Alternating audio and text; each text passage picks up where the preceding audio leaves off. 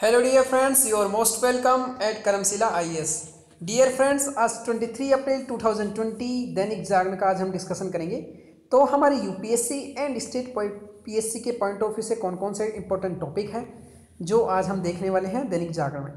तो यहाँ first page पर न्यूज़ है, डॉक्टरों एंड स्वास्थ्य कर्मियों पर हमला किया तो 7 साल की जेल। यहाँ पर हमारे लिए सबसे जो मेन है वो क्या है, अध्यादेश, ऑर्डिनेंस। ये हमारे लिए हमेशा एक इम्पोर्टेंट टॉपिक रहेगा पूरी यूपीएससी के लिए या स्टेट पीसीएस के लिए।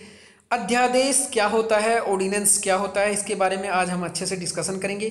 कहाँ कहाँ ये लाया जा सकता है और इसके क्या क्या नियम एंड कायदे हैं।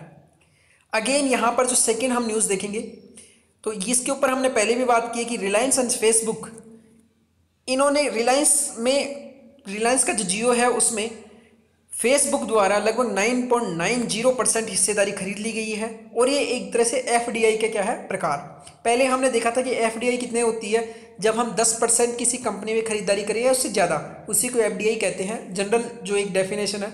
लेकिन उसमें कई रूल्स एंड रेगुलेशंस भी रहते हैं, अगर उनको कोई फॉलो करता है तो उसको 10% नीचे होने के बावजूद भी एफडीआई का दर्जा दिया जाता है। जैसे अगर मान लो स्किल डेवलपमेंट वो लेकर आ रही है कोई कंपनी, या उसके द्वारा रोजगार बहुत ज़्यादा आ रहे हैं, तो उसको भी एफडीआई का दर्जा देना पड़ता है।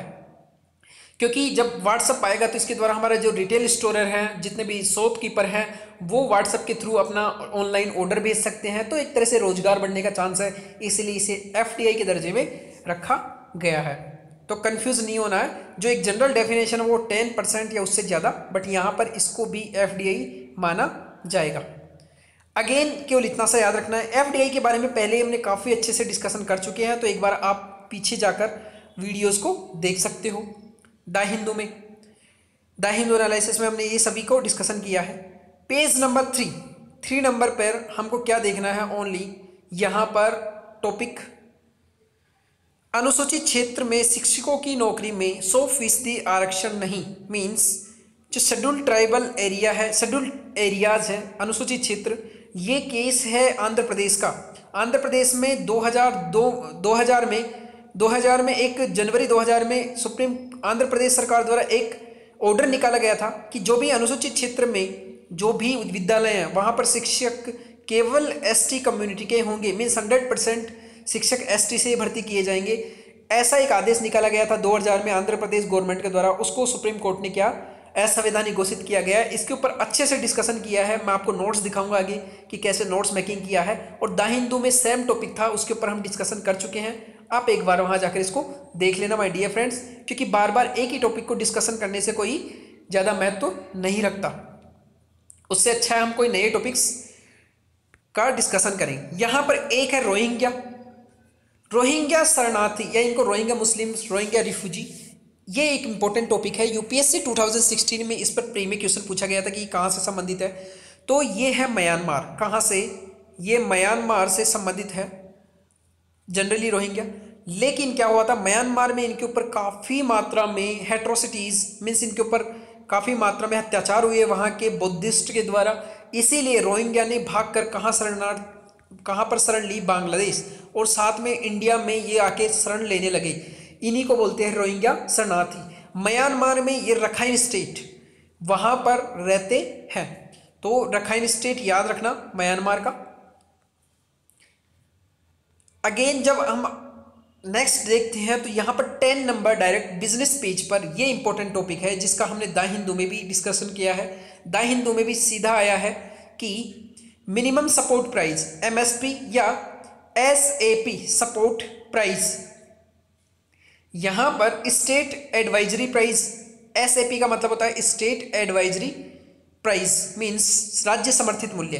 तो राज्य सरकार को भी गन्ने का स्टेट एडवाइजरी प्राइस घोषित करने का अधिकार है। साथ में मिनिमम जो प्राइस है वो सेंट्रल गवर्नमेंट डिसाइड करेगी। इसके ऊपर भी हमने द हिंदू में आज अच्छे से डिस्कशन किया है। तो द हिंदू में एक गन्ने से संबंधित, एक सेकंड जो है 10% quota for scheduled areas in Andhra Pradesh, उसके ऊपर दोनों के ऊपर सुप्रीम कोर्ट का डिसीजन है। उन दोनों को हमने अच्छे से डिस्क्राइब किया है, तो उन दोनों को आप वहां से देख सकते हो।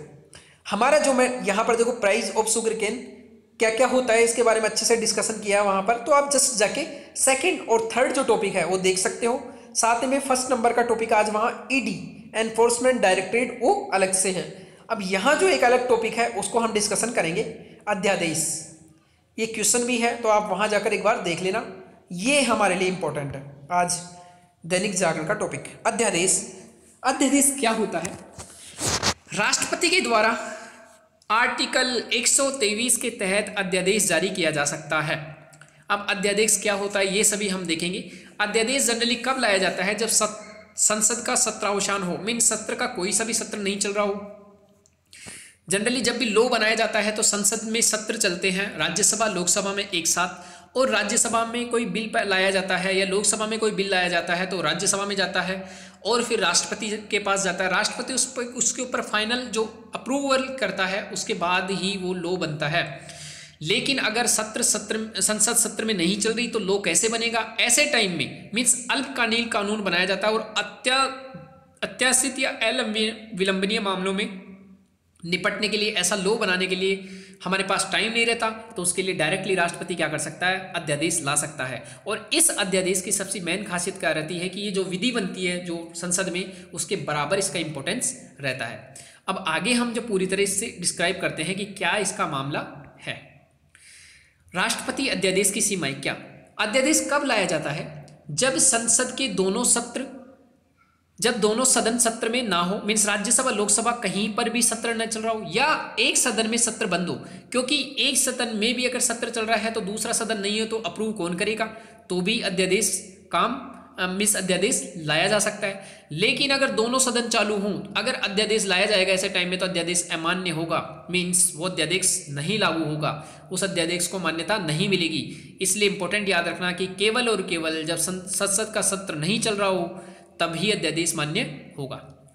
इसकी न्यायिक समीक्षा की जा सकती है। आर्टिकल 44 जो कॉन्स्टिट्यूशन अमेंडमेंट एक्ट है, संविधान संशोधन, उसके द्वारा 44वें संविधान संशोधन के ये भी कहा गया है कि असद्भाव के आधार पर अगर कोई अध्यादेश लाया जाएगा, मीन्स गवर्नमेंट अगर गलत नीति से कोई अध्यादेश लेके आई गई तो उसका क्या होगा? न्यायिक समीक्षा होगी। और अगर सुप्रीम कोर्ट उसको असद्भावना के तौर पर मानेगी तो उसको खारिज करेगा कौन? Supreme court. तो ये बहुत बड़ा एक केस है, कूपर केस 1970, इसको भी याद रखना। जो राष्ट्रपति की शक्ति अध्यादेश लाने की वो बिल्कुल बराबर है संसद के विधि निर्माण के। संसद जिन जिन विषयों पर विधि निर्माण कर सकता है उन सभी विषयों पर और उनके बराबर इफेक्टिव अध्यादेश लाया जा सकता है। मीन्स अध्यादेश उन सभी विषय पर लाया जा सकता है जिन पर संसद विधि निर्माण कर सकती है। लेकिन हमको पता है कि संसद ना तो फंडामेंटल राइट्स को कम कर सकती है ना ही उनको उठा सकती है। ऐसा कोई मामला अध्यादेश के द्वारा भी नहीं किया जा सकता। मीन्स अध्यादेश के द्वारा हम फंडामेंटल राइट्स का वायोलेशन नहीं कर सकते, उनको उठा नहीं सकते, उनको कम नहीं कर सकते। और अगर ऐसा करते हैं तो उनकी जांच कौन करता है? Supreme court. अगेन जब हम देखते हैं यहाँ पर कि समय क्या रहता है अध्यादेश का, तो अधिकतम 6 महीने के लिए कोई अध्यादेश लाया जा सकता है। और अगर 6 महीने के बाद अगर उस अध्यादेश को लागू रखना है तो 6 हफ्ते के अंदर उसको मंजूरी मिलना, मीन्स 6 महीने के बाद 6 हफ्ते के अंदर उसको मंजूरी मिलना जरूरी है। मीन्स अगर 6 महीने हो गए हैं और संसद को वापस आना पड़ेगा सत्र में, लोकसभा राज्यसभा को, और 6 हफ्ते के अंदर उसको क्या देना पड़ेगा? मंजूरी। मीन्स मैक्सिमम जो समय है अध्यादेश का वो 6 महीने एंड 6 वीक, उससे ज़्यादा नहीं हो सकता। अगर ऐसा भी हो सकता है कि 6 वीक से पहले भी उसको डिसअप्रूव कर सकते हैं। कार्य क्या होगा? इस दौरान जितने भी कार्य किए जाएंगे वो सभी वैध होंगे, मीन्स उनको माना जाएगा और प्रभावी रहेंगे। समय का जरूर याद रखना कि एक बार जब अध्यादेश को मंजूरी मिल जाती है तो 6 महीने तक लागू रहता है, 6 महीने बाद अपने आप समाप्त हो जाता है। लेकिन 6 महीने से पहले उसको अप्रूव करना जरूरी है। डिसअप्रूव करना मीन्स 6 महीने से पहले उसको डिसअप्रूव भी किया जा सकता है। अगर गवर्नमेंट को लगता है कि 6 महीने से पहले उसको डिसअप्रूव करना है तो कर सकती है। तो यहाँ कंफ्यूज नहीं होना है। अगर एक बार अप्रूवल अध्यादेश स्टार्ट हो जाता है तो 6 महीने तक वो लागू रहेगा। वापस लेना, राष्ट्रपति इसको कभी भी वापस ले सकता है, मीन्स 6 महीने से पहले कभी भी वापस ले सकता है। और राष्ट्रपति अध्यादेश जारी या समाप्ति ये काउंसिल ऑफ मिनिस्टर की सलाह से करता है, ना कि राष्ट्रपति खुद की अपनी इच्छा से। अगर हम अध्यादेश को देखें तो इसके कौन कौन से गुण हैं। पिछली तिथि से इसको लागू किया जा सकता है, मींस बैक डेट में जाकर भी अध्यादेश लागू किया जा सकता है। अगर मैं चाहूँ कि 2020 चल रहा है और कोई विधि मैं बनाकर 2019 में लागू करना चाहूँ तो अध्यादेश के द्वारा उसको लागू किया जा सकता है। संसद के कार्य, कोई भी ऐसा संसद ने कार्य किया हो या पहले से कोई संसद ने अध्यादेश जारी किया हो, राष्ट्रपति ने, उनको भी ये संसद कोई नया अध्यादेश समाप्त और संशोधन कर सकता है। कर की विधि में संशोधन और परिवर्तन कर सकता है अध्यादेश, लेकिन अध्यादेश के द्वारा संविधान में संशोधन नहीं किया जा सकता, ये आप याद रखोगे। डीसी वाधवा मामला 1987, इसमें बिहार गवर्नमेंट के लिए कहा गया था कि बिहार गवर्नमेंट में लगभग 200 अध्यादेश ला दिए बहुत जल्दी, कुछ सालों में ही। तो वहां पर कहा गया डीसी वाधवा मामले में सुप्रीम कोर्ट ने कि अध्यादेश कभी भी विधि का विकल्प नहीं है, क्योंकि विधि में क्या होता है, राज्यसभा में कोई विधि जाती है, कोई बिल जाता है, फिर लोकसभा में, फिर राष्ट्रपति के पास, तो पूरी एक प्रोसेस के द्वारा जब बनती है तो विधि में किसी टाइप का कोई गलत इंटेंशन नहीं रहता है, विधि बहुत अच्छे से बनती है। सेम कंडीशन राज्यों में भी रहती है कि पहले राज्य विधानमंडल में, विधानसभा में गया, फिर विधान परिषद में गया, उसके बाद राज्यपाल के सिग्नेचर होंगे, तो ये एक प्रॉपर वे है लॉ बनाने का। लेकिन अध्यादेश में ये जो प्रोसेस है इसको नहीं लागू कर हम डायरेक्टली राष्ट्रपति के द्वारा अध्यादेश लागू करवा देते हैं। तो इसके ऊपर कहा गया कि क्या अध्यादेश लागू करना सही है।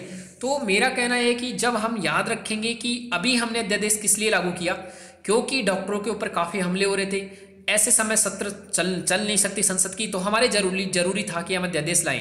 ऐसा ही थोड़े दिनों पहले हुआ था, कुछ महीनों पहले, कि ई सिगरेट पर भी गवर्नमेंट ने अध्यादेश लेकर आई थी। तो हम ऐसे मामलों में हमारा जब आंसर राइटिंग करते हैं तो उसको हम ऑथेंटिफाई कर सकते हैं कि क्यों अध्यादेश इंपॉर्टेंट है, क्यों गवर्नमेंट अध्यादेश लेके आती है, और इनका एग्जाम्पल दे सकते हैं कि कोरोना वायरस के समय अध्यादेश लाना इसलिए जरूरी था और उस टाइम संसद सत्र इसलिए नहीं चल सकता था। साथ ही में ई सिगरेट के मामले में स्वास्थ्य के ऊपर बहुत बुरा प्रभाव पड़ रहा था और संसद का सत्र लागू में चलने के लिए कुछ समय बाकी था, इसलिए अध्यादेश। तो ऐसे हम हमारे आंसर को ऑथेंटिफाई कर सकते हैं। तो यहाँ पर हमने आज अध्यादेश के बारे में अच्छे से बात की।